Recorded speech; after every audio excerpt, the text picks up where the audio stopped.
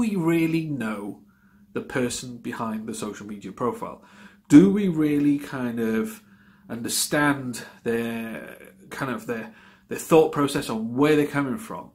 This week I got to know a person that's probably the most outspoken on social media, Josh Harrison, and kind of his thoughts about things, his thoughts about social media, how he comes across on social media, why he does what he does, his thoughts about what happened to him regards to his comments and the aftermath of his comments with Jack Parsons. But also what I found really interesting is his thoughts about the recruitment industry, what's working, what's not working from his perspective as a rec to rec.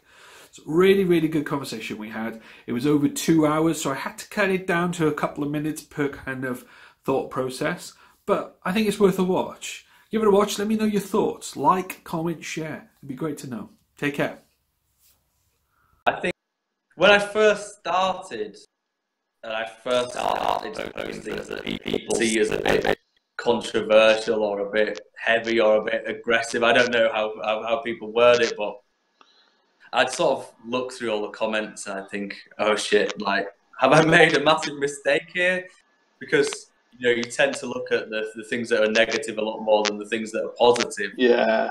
And I think at first it used to really I wouldn't say it affected me, but it did make me think, shit, have I done the right thing, or should I be saying this on a business network? Can I actually get away with it? But I always live by the rule, and I was talking to Alan Walker the other day about this, that once you post something, you can never delete it. Just put it out there, leave it, and just deal. You just got to deal with it. You just got to deal with it. And so I just do that now. And now, I've been doing it for so long that you don't really get affected by things. And I think my network's evolved in such a way now that the people that mainly see my content and the things that I post, they're kind of used to how I am and my style. And most of them probably know me quite well because I've had conversations in the background with them and things like that. So they know that I'm not a complete dick 100% of the time, maybe 99% of the time. Yeah, I was going to say, not all the time. Well, I know you're not, because we have conversations and it's really interesting and factful and really helpful. So I know you're not like that. I think sometimes it's tough. That's another thing. Sorry to interrupt you, Mark, but that's another thing to talk about. Some spinning off from what you asked me at the beginning, because when I first started on LinkedIn, people probably won't know this, but most of the content that I posted was about the recruitment industry and my thoughts on it and how I thought the recruitment industry could evolve and what we could do to help. And similar to what you post now, still, I suppose, or what Tim posted. But I know what you mean. Yeah. Yeah. It just went nowhere, and it's tough to build a social media presence. It's really tough for anyone to build any sort of social media presence, and there's loads and loads of people that post really, really good, informative content like yourself, and you're quite lucky. Sorry, I'm just sorry. That's all right. That's all right. Don't worry. You're quite lucky to the point where you get a lot of views and people like your content and watch it, but with me, it was just going nowhere. I'd post something about the recruitment sector and get 500 views, and then I'd post something about God knows that was something a bit controversial, and it'd get 500,000 views. So I sort of adopted that style. But I get people asking me all the time if I post things purposely to be controversial or purposely for views. I know you don't. I don't. No, I know you don't. I was sitting in the pub actually the other day. I was with a couple of candidates, and I took them out for lunch in Leeds. And I was saying, bloody hell, if they actually saw what I really thought, then they would be offended. But I think I'm just honest, and I think a lot of the time I'm just saying what people think but wouldn't dare ever say on LinkedIn. I think that I'm lucky that I've got an audience that most of them are quite intelligent, and most of them I can get away with saying what I say, because I think if I was in a different market, I'd be screwed. I'd be out of business by now. Do you know what I mean? I think 99% of the people that follow you, or that comment positively or like the stuff you do, isn't the problem. I think it's like second and third degree people that just don't get you, where you come from, why you're saying this, and we'll come on to the big one in a second. But yeah, I known you now for what, nearly 2 years, 2.5 years, 3 years. Yeah, it's been longer than that. It must be over 3 years now. It must be over 3 years. And like you said at the beginning, I remember you challenging the industry in quite a positive kind of way. But then you started noticing to get things to change, you need to get to the heart of the problem, didn't you? You had to say, Yeah, right, I don't get why this is happening, and that's what you did, and that's what I think you've evolved now towards this more. This is what's going on. Sick of it, yeah. and that's how you do it.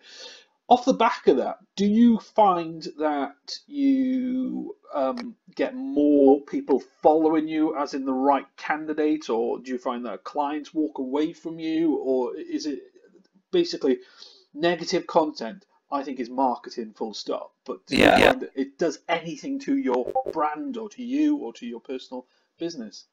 Well, I've said this a lot to you, and I don't know how many times I've said it in public, but you find that everyone tends to know who you are, especially in my market, especially Leeds, Manchester, and London. I think that when you approach people, they'll tend to always know who you are, so it's always a little bit warmer. But there is a downside. On the plus side, I think maybe 6 or 7 people will be more open to having a discussion. But 3 or 4 will just say "fuck off." I hate your content. I hate what Yeah, you stand for. yeah. I'd never work with you. Did that post that got a lot of media attention? Yeah, You weren't going after him. You were just basically saying that it was just not a phenomenal idea. You weren't bullying, as the title of some media was putting out there. Did you feel like you yeah. were? Is that what you felt like you were doing, bullying? Well, what was the No, so let me intention? just I'll give it a Yeah, bit of context. So yeah. Go on. Yeah, obviously, I let's know who have that. Jack Parsons is. A lot of people do, and I don't know if you remember, but even when I used to talk back in the recruiter's arms like a year ago, I was backing him. You So, were so actually. I do remember you saying it's a great idea. Someone needs to get yeah, behind it. certain people were Yeah, saying, "Oh, I don't like him, or I don't know like what he does and stuff like that." And I was saying, you know what? He's a young lad. He's trying hard. he's an He's got this entrepreneur. investment. Yeah, Bloody hell! Like, you know yeah. what? Good for him. I'm not the sort of person that's like. I don't like people who just like automatically want people to fail. I really did back him. I thought, you know what? Even if I didn't like his content or what he was doing, I thought, here's a young lad that's Mm. trying something at least. Um, I thought his idea was quite decent anyway, but he's trying something. He's drummed up some cash. He's done all right. So do you know what? I hope it goes well for the lad, because the world's a difficult place, as Jack Yes, Parsons yeah, keeps telling us. So yeah, bloody yeah. hell, I was hoping he did well. But I started seeing a bit more and more and more of his content. I didn't like certain things, and I'm quite opinionated on stuff. And then I read an article about Jack, Mm. about what happened, and it was an interview with him and someone was hosting, and he was sort of saying what happened with his business and why it didn't take off and stuff like that. And one of the points was that all the people he hired were young, and if he went back, he wouldn't do the same thing again. And it made me think, come on, it's like that's your mission, though. Do you know what I mean? And then This is I saw the post that sparked it all off. I can't remember exactly what he put, but he was talking about how hard it is for young people these days and how it's harder than ever. And I just didn't agree with that fact. that was the fact. Yeah, and yeah, Yeah. that was the bit that It kind wasn't of. anything against him personally. It's something I read that he posted saying, I think it's harder than ever for young people to That's get it. into work and stuff like that. That's And it. I posted, well, this is what Jack Parsons has said. I don't agree, and this is why. Mm. And no, I didn't expect it to take off like it did. I posted on the Friday, I think, and then You I did. woke up the Monday morning, checked your emails or whatever you do on LinkedIn, and I had about 10 messages from people saying, "Oh my God, have you seen this?" And then it was in the Sun newspaper, in the Daily Mail, in the bloody Mirror. Yeah. And all that sort of thing, and then I looked it up, and it was in like a Dutch newspaper, a Belgian newspaper. It was on bloody Front or something, some Nazi website even. I was like, oh my God, like bloody. It was everywhere, mate, absolutely everywhere. So it was a massive shock, and I can imagine. when I first read the article, I actually did have a no shit moment, and I thought, you know what, the article's really, really one-sided. Oh Like, yeah. this could be incredibly bad now, because this isn't just going out to my audience and their connections. This is going out to, this is a national press going out to the whole of the UK Yeah. and, Europe even. Yeah. And it even went over to Canada, and it was in one of the newspapers over there, and Australia as well. So I thought, shit. But to be honest, I've never had such positive feedback afterwards. I haven't talked about this to anyone, actually. Yeah. But on that specific post, like normally I get like a few messages and someone say you're a dick and send me an email and I'll say thanks, Joe, whatever. I just brush it off. But this time, I've never got so many positive messages. I promise you now, I didn't have one single negative message on LinkedIn or phone call or text. Every single one was positive, which really shocked me. I didn't expect. I think the reaction in the whole Recruiter's Arms were behind you, and his reaction to it was, I want to choose my words carefully because I don't want to sound like a bully. No, bloody hell. God forbid, Mark, be careful. I know, I've got to be careful here. But I felt it was, why did you go to that? That was the question I think we all started asking. Maybe we should get Jack in one of these conversations at some point in the future. Maybe. Why? If you have to look at the intention of it, either it was misconstrued what you had said, and he really did take offence of what you said, or he was looking for something to get him back on track to. Because I felt that since whatever happened to his company kind of happened, he wasn't really in the media limelight as much, and if anything, you boosted him a little bit more back into the media limelight. Now it's died down. I don't see a single post from that guy unless he's. I think to be fair, we probably the whole situation probably boosted both of our profiles up in the media. To be honest, there hasn't been a loser from this. To be honest with you, it wasn't really a big deal. If it hadn't have got to the Sun and all that sort of thing, I'd have forgotten about it in 24 hours, and we wouldn't have made. It's just the sort of thing I'm used to. You can have a disagreement with someone, and then you send each other a message and say, let's have a beer, let's forget about it. Yeah. And that's what always it used to be like. Whenever you used to come on my kind of profile and take the piss out of me or something like that, or whatever I said, we were always just like later on going, "Oh, I hope you didn't get any offence." No, I'm fine. Yeah. We were always it was. I think what a lot of people don't realise with you is that you don't do it in any malice whatsoever. You purely do because you care about certain things, and you think, and you call certain things out. Is that right? Do you think you call them out thinking, why are you talking like this? Why are you doing this bullshit for? Is that how you look at it?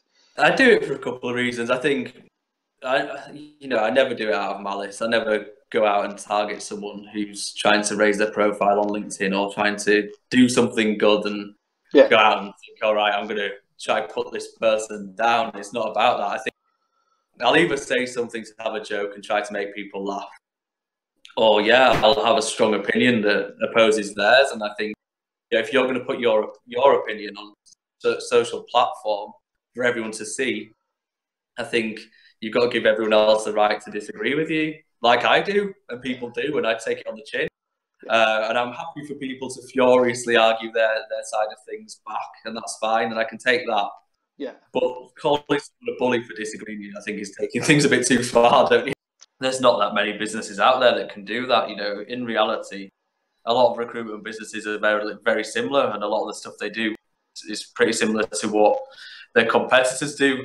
I think one of the most important differences between a good recruitment business and a shit one, even though they have the same values, the good one's actually practicing those. Because I think if you look at any recruitment business's website, they've got the same core values. What are they like?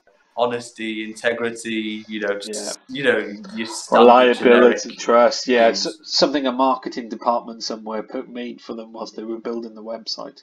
That's it. That's what I think it is.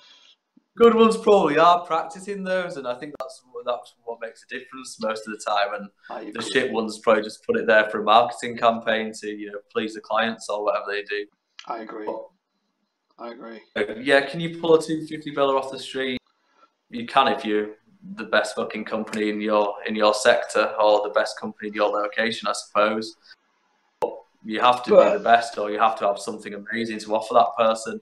If you're going to come to me and say, I want a 250k biller, I'm going to say, okay, well, what are you going to offer them? They don't already have, because they're fucking cushy. They're probably earning God knows what. They might be earning 100 grand a year, probably earning 100 grand a year, probably more. They've got the clients in place. That they know the people around them.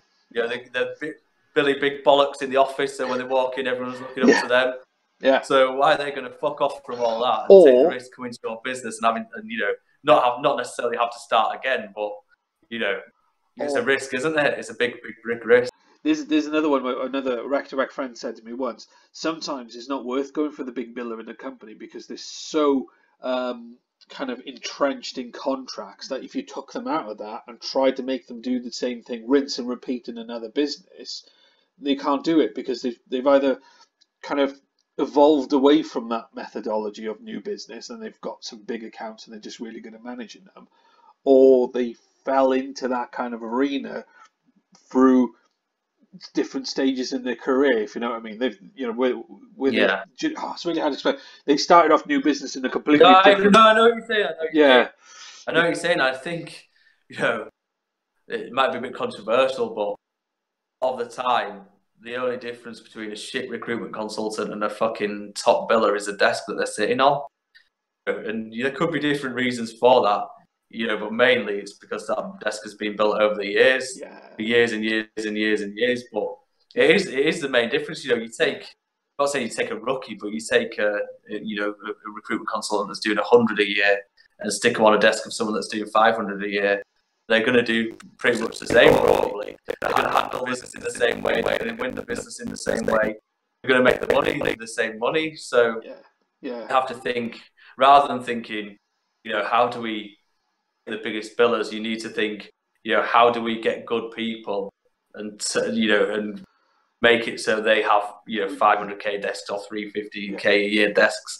And most of the time, that's time. It just comes down to time investment. Yeah. And obviously, it is.